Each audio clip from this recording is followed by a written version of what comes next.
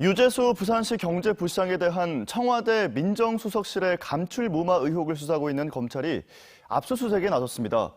부산시는 당혹스러운 가운데 사태 추이를 주시하고 있는 걸로 전해졌습니다. 민성빈 기자의 보도입니다. 서울 동부지검은 어제 유재수 부산시 경제부시장의 비위 의혹과 관련해 대보건설 등 4개사에 대한 압수수색을 실시했다고 밝혔습니다. 검찰은 대보건설 관계자와 유 부시장의 유착 단서를 포착하고 회계 관련 자료 등을 압수수색한 것으로 알려졌습니다.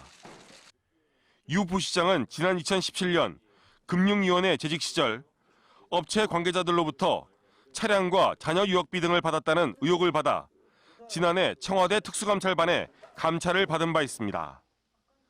검찰의 이 같은 수사는 청와대 특감반원이던 김태우 전 수사관이 지난해 2월 유 부시장의 비위첩보를 묵살했다며 당시 조국 민정수석과 박형철 반부패 비서관 등을 고발하면서 시작됐습니다. 지난해 청와대 특감반은 유 부시장의 비위에 대한 첩보를 받아 감찰에 나섰지만 별다른 징계 조치를 내리지 않았고 지난해 8월 부산시 부시장으로 임명됐습니다. 이 때문에 유 부시장의 비위 첩보를 청와대 민정수석실이 은폐했다는 의혹이 제기됐습니다. 이에 대해 유 부시장은 최근 부산시 국감에서 당시 조국 수석을 만난 적도 없고 감찰 내용을 인정할 수 없다고 밝혔습니다. 부산시는 당혹감을 감추지 못하는 가운데 별다른 입장 발표 없이 사태 추이를 주시하고 있는 것으로 알려졌습니다. MBC 뉴스 민성빈입니다. 문재인 대통령의 어머니 고 강한옥 여사의 장례식이 오늘로 사흘째입니다. 문 대통령이 종단과 정당에 한해 제한적으로 조문을 받겠다고 밝히면서 야당 대표들도 빈소를 찾아 위로의 뜻을 보탰습니다. 현지호 기자입니다. 문재인 대통령의 모친 강한옥 여사의 빈소가 마련된 남천성당. 수많은 사람들이 조문을 위해 성당을 찾았지만 발걸음을 돌려야 했습니다. 배달된 조화도 모두 반입이 거부됐습니다. 경호원들도 방문객 신원을 꼼꼼히 확인하며 출입을 엄격히 통제했습니다. 강 여사의 성당 동료 등 일부 지인들만 제한적으로 출입이 허용됐습니다. 남천성당은 장례가 치러지는 동안 외부인의 출입이 통제됐지만 주변은 조문을 시도하는 사람들로 온종일 붐볐습니다. 문 대통령이 종당과 정당 대표 등에 한해 조문을 받기로 결정하면서 천주교와 불교 등 7대 종단 지도자들이 함께 빈소를 찾았습니다. 자유한국당 황교안 대표와 바른미래당 손학규 대표, 정의당 심상정 대표가 강 여사의 빈소를 찾았습니다. 강 여사의 시신은 오늘 오전 장례 미사가 끝나는 대로 경남 양산 하늘공원에 마련된 장지에 안치될 예정입니다. MBC 뉴스 현지호입니다. 동남권 신공항 검증 작업이 총리실로 이관된 이후 지지부진하자 부산시가 야당 국회의원들에게 힘을 실어달라며 여야정 예산정책협의회를 마련했습니다. 그런데 야당 의원들은 이러다 신공항 이슈를 내년 총선까지 끌고 가는 게 아니냐며 연말까지 결론을 내지 못하면 부산시는 빠지라고 쓴소리를 했습니다. 이만은 기자의 보도입니다.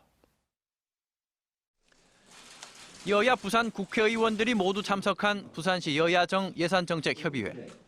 시작 분위기는 좋았습니다. 적어도 10년을 하는 동안은 난 그 단계를 완전히 이 부산 발전을 위해서는 놓고 우리 부산 발전에 도움이 되는 쪽이 여와 야를 소원하여 부산 시민의 삶, 부산의 미래에 대한 활발한 협의가 이루어지기를 기대합니다. 야당 국회의원들도 부산의 발전을 위해 협조를 아끼지 않겠다고 약속했습니다.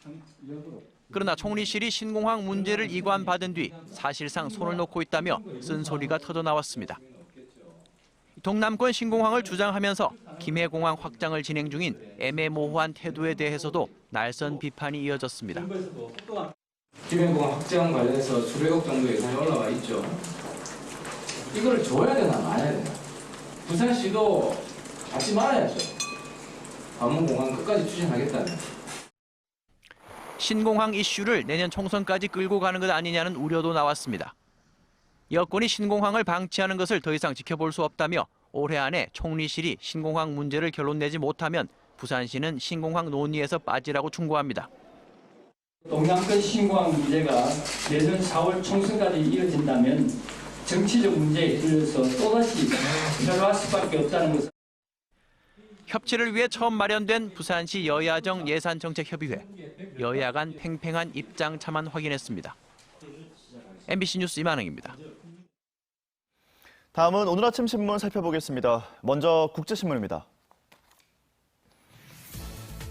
부산, 울산, 경남이 초미세먼지 문제에 공동 대응하기 위해 추진했던 동남권 대기환경청 설립이 무산될 위기라는 내용 머릿기사로 실려 있습니다. 낙동강 환경청이 지난 2월 대기 관련 팀을 새로 만들어 운영하고 있는데 환경부는 동남권 대기청을 설립하는 대신 이 조직을 확대해 대기오염 업무를 맡기겠다는 구상으로 전해졌습니다. 동남권은 전국 유해 화학물질 총량의 40%가 배출되고 있어서 별도의 환경청 설립 필요성이 강조돼 왔는데요.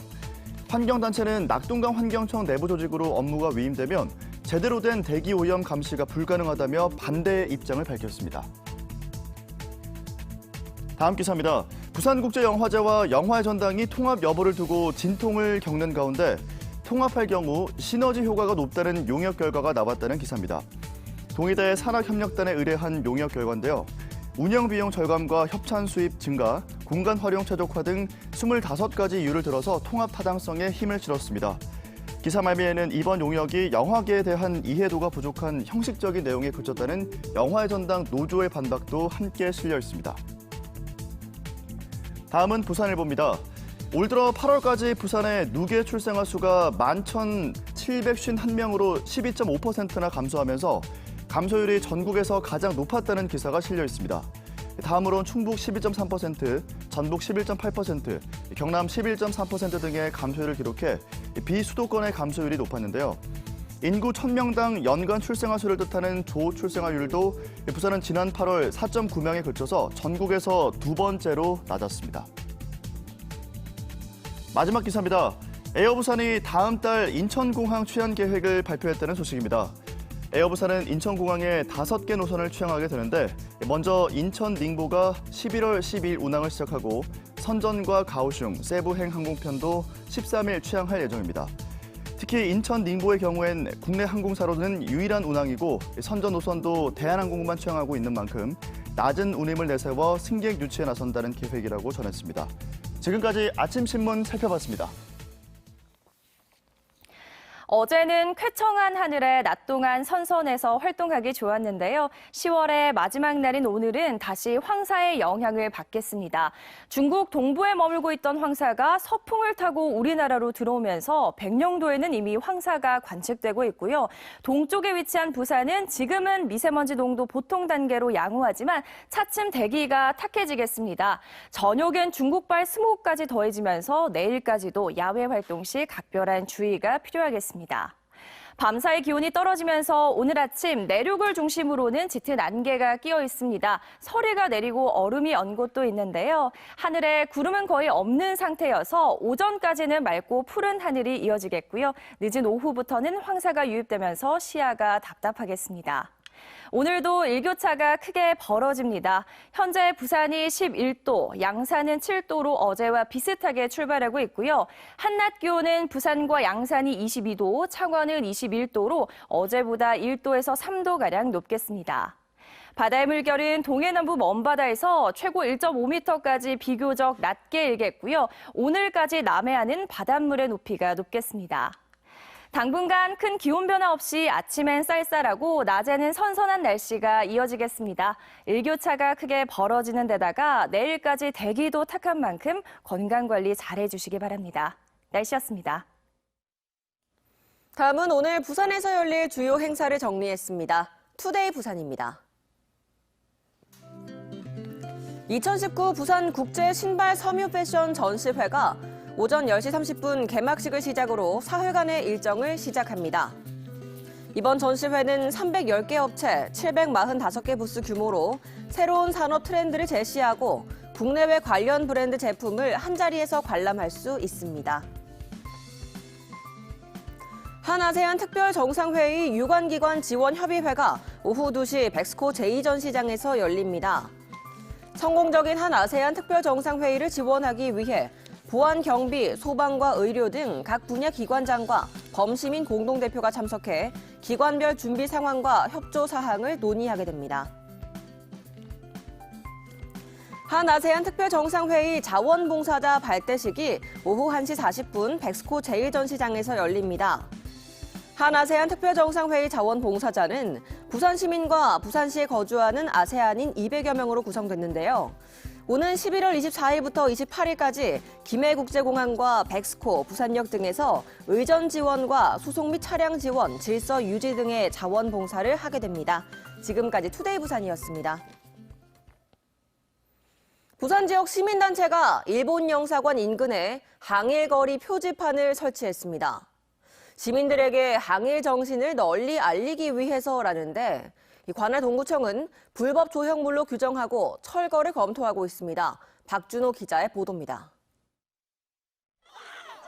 시민단체 회원들과 경찰관 사이에 밀고 당기는 몸싸움이 벌어집니다. 강제징용 판결 1주년을 맞아 아베규탄 부산시민행동 등 시민단체가 항일거리 표지판을 설치하기 위해 화단을 점거하자 동구청 직원과 경찰이 저지에 나서는 겁니다. 시민단체는 강제징용 대법원 판결 1주년을 맞아 일본 영사관 주변을 항일거리로 지정한 뒤 시민들에게 항일 정신을 널리 알려야 한다며 격렬히 버텼고 동구청은 충돌로 인한 불상사가 우려돼 표지판 설치를 일단 용인했습니다. 시민단체 등은 집회가 시작된 지 1시간여 만에 표지판을 거리에 설치했습니다. 끝까지 기억하고 제대로 된 사죄 배상을 받아야 한다는 그런 마음을 모으기 위해 이 자리에 설치하게 되었습니다. 동구청은 평화의 소녀상과 강제징용 노동자상은 도로 점용허가 규정에 부합하지만 표지판은 역사적 의의가 없는 데다 시민단체가 임의로 이름을 붙이면 혼선이 생긴다며 반대 입장을 분명히 했습니다. 또 불법 조형물인 만큼 조만간 강제 철거 등 행정조치에 나설 계획입니다. MBC 뉴스 박준호입니다. 동백전, 부산형 지역화폐의 명칭입니다. 늦어도 12월 중순에는 300억 원 규모로 시범 발행을 하겠다는 게 부산시 계획인데요. 소상공인과 시민단체가 이 계획에 제동을 걸고 나섰습니다. 무늬만 지역화폐일 뿐 사실상 전국 어디서나 사용 가능한 제로페이란 겁니다. 정은주 기자입니다. 지역화폐 내용은 제로페이 부산시는 박수하라! 박수하라! 박수하라! 박수하라! 부산형 지역화폐 발행이 난항을 겪고 있습니다. 발행 2달이 채 남지 않은 시점에서 지역 소상공인, 시민단체가 부산시의 지역화폐 발행 방식에 제동을 걸고 나선 겁니다. 민관합동 지역화폐 추진단에서 합의한 선불 충전식 카드형 지역화폐 대신 사실상 제로페이 방식의 지역화폐를 추진하고 있다는 주장입니다. 지역화폐 운영 대행사 선정을 위한 부산시 평가제안서의 주요 항목이 제로페이 가맹점 활용 방안, 모바일 가맹점 확보 등 제로페이 활용도를 고려한 지표로 구성됐다는 점을 그 근거로 내세웠습니다. 제로페이 활용 방안에 대한 항목과 또 활용 방안을 잘 사용할 수 있는 그 업체에 대한 배점을 많이 준다는 게 문제가 있다는 겁니다. 수도권을 비롯한 전국을 무대로 한 제로페이와 돈의 역외 유출을 막고 지역 경제의 선순환을 위한 지역화폐는 근본 개념이 완전히 다르다며 이 계획대로라면 지역화폐 발행을 하지 않아도 된다는 게 이들 단체의 입장입니다. 이에 대해 부산시는 문제가 된 평가 항목은 대행사 선정 이후에도 조율이 가능하며 부산형 지역화폐는 충전형 선불카드가 우선이라는 데 변화가 없다는 입장입니다. 출발 전부터 삐걱대는 부산형 지역화폐. 과연 어떤 모습으로 등장할지, 기대대로 지역 경제의 활력을 불러올 수 있을지 두고 볼 일입니다. MBC 뉴스 정은주입니다. 추정가가 70억 원에 달하는 미술품 경매시장이 부산에서 열렸습니다. 문화산책, 오늘은 세계적으로 유명한 작가의 작품들이 어떤 과정을 통해서 또 어떻게 판매되는지 한번 살펴보시죠. 정세민 기자가 다녀왔습니다. 경매 시작과 함께 낭랑한 경매사의 목소리에 긴장감이 감돕니다. 작품의 소개와 함께 경매가 시작되자 여기저기서 응찰자들의 번호판이 바쁘게 움직이고 5천만 원? 한쪽 구석에서는 전화로 또는 서면으로 응찰을 대신하는 직원들의 목소리가 커집니다. 서울 옥션이 지난 2017년에 이어 세 번째로 부산에서 개최한 미술품 경매시장입니다. 전체 출품작은 75점, 추정가는 약 70억 원. 이중섭과 이우환, 줄리아 노피와 데미안 허스트 등 시대별로, 분야별로 다양한 국내외 유명 작가들의 작품들이 부산 지역 미술품 애호가들의 눈길을 끌었습니다. 그저 작품이 좋아서 아니면 미래를 위한 투자의 목적으로 저마다 목적은 달라도 내가 좋아하는 숨은 보물을 쟁취하기 위한 경합은 치열합니다. 이번 경매에서는 일본 작가 야유이 쿠사마의 작품 호박이 10억 원으로 최고가를 기록했고 국내 작가의 작품 가운데는 고 청경자 화백의 볼티모어에서 온 여인과 유영국의 워크 두 작품이 각각 4억 5천만 원으로 최고 낙찰가를 기록했습니다. 부산에 계신 컬렉터분들이 실제로 경매라는 것을 체험하고 어떻게 이렇게 지켜볼 수 있는 기회가 많지 않기 때문에 저희가 이렇게 프리뷰라든지 경매를 진행함으로써 좀 더 경매를 다양하게 보여드리고 대중화시켜 드리기 위해서 노력을 하고 있습니다. 이번 경매의 낙찰률은 70%에 전체 낙찰 총액은 37억 원으로 불경기 속에서도 꾸준한 부산 지역 미술 시장의 뜨거운 열기와 애호가들의 높은 관심을 반영했습니다. MBC 뉴스 정세민입니다.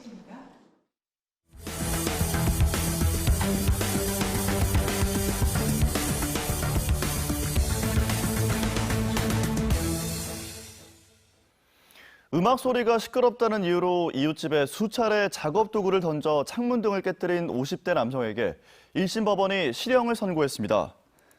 부산지법 형사 5단독은 특수재물손괴 혐의로 기소된 58살 A씨에게 징역 10개월을 선고했다고 밝혔습니다. 판결문에 따르면 A씨는 지난해 1월과 6월 등에 여러 차례에 걸쳐 평소 음악 소리가 시끄럽다며 집에 있던 작업 도구를 이용해 이웃집의 창문 등을 파손했다는 것입니다. 구청 CCTV 관제센터 직원의 눈썰미로 음주운전자가 경찰에 붙잡혔습니다. 지난 29일 저녁 8시 40분쯤 해운대구 석대동의 한 공터에서 승용차가 펜스를 들이받는 등 음주운전이 의심된다는 신고가 구청 관제센터로부터 경찰에 접수됐습니다. 현장에 출동한 경찰이 30대 운전자 A씨를 발견하고 음주 측정에 나선 결과 면허 취소 수준인 혈중 알코올 농도 0.193%의 만취 상태로 나타났습니다. 경찰은 A씨를 음주운전 혐의로 입건하고 정확한 경위를 조사하고 있습니다.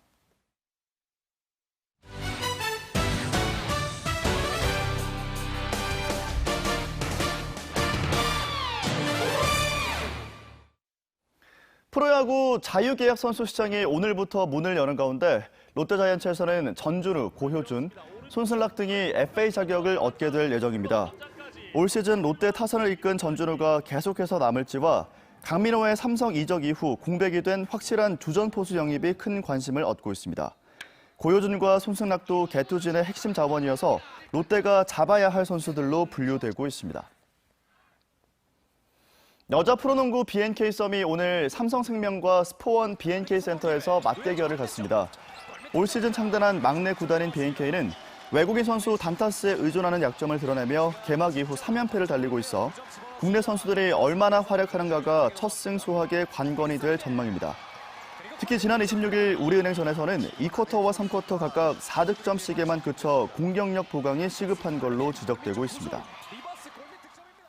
현 정부의 핵심 과제인 지역 분권의 성공적인 실현을 위한 지역 방송의 역할과 활성화 방안을 논의하는 토론이 어제 오후 국회의원 회관에서 열렸습니다. 지역 분권과 지역 방송의 역할이란 주제로 열린 이번 세미나에는 지역 방송사 노사와 방송학회, 국회의원 등이 참석했습니다. 이 자리에서 넷플릭스와 웨이보 등 국내외 인터넷 동영상 서비스의 확대로 지역 지상파에 큰 타격이 불가피하다며 이들 사업자의 수익 일부를 지역방송 발전기금으로 걷어들여야 한다는 주장이 나왔습니다. 다음 달 25일로 예정된 한 아세안 특별 정상회의를 앞두고 경찰 경호경비단이 발대식을 갖고 완벽한 경호경비를 다짐했습니다. 어제 오후 해운대구 수영만 요트 경기장에서 열린 발대식에서는 경찰 특공대 등 1000여 명이 참석해 대테러 진압작전과 인질 구출 작전, 드론 격추 전술 등을 시연했습니다. 이 자리에서 민감용 경찰청장은 참가국 정상들의 완벽한 경호 안전과 빈틈없는 최상의 안전 상태 유지를 당부했습니다. 경비단은 다음 달 15일부터 경호 경비를 강화한 뒤 23일부터는 가포 비상근무에 돌입합니다. 새마을 장학금과 한국노총 장학금 문제를 추적 심층 보도한 부산 MBC 임선응 기자가 어제 서울방송회관에서 방송기자연합회 이달의 방송기자상을 수상했습니다. 임 기자는 수십 년 동안 세금으로 지원된 이들 장학금이 집행 과정에서 특혜성 등 각종 문제점이 있었다는 점을 지적해 부산시를 비롯한 관계기관의 개선 대책을 이끌어냈다는 평가를 받았습니다. 2달밖에 남지 않은 올해 부산 지역 제조업체들의 성적표가 낙제점을 면치 못할 것으로 보입니다. 부산상공회의소는 지역 제조업체 184곳의 올해 경영지표와 경기 전망을 조사한 결과 절반이 넘는 99개 기업이 올해 영업이익 목표를 달성하지 못할 것으로 응답했다고 밝혔습니다. 영업이익에 도달할 것이란 기업은 80개였으며 5개 기업만 영업이익을 초과 달성할 것으로 예상했습니다. 이처럼 지역 제조업체들이 올해 영업이익 달성의 회의적인 이유로는 내수 부진이 41.3%로 가장 높게 나타났습니다.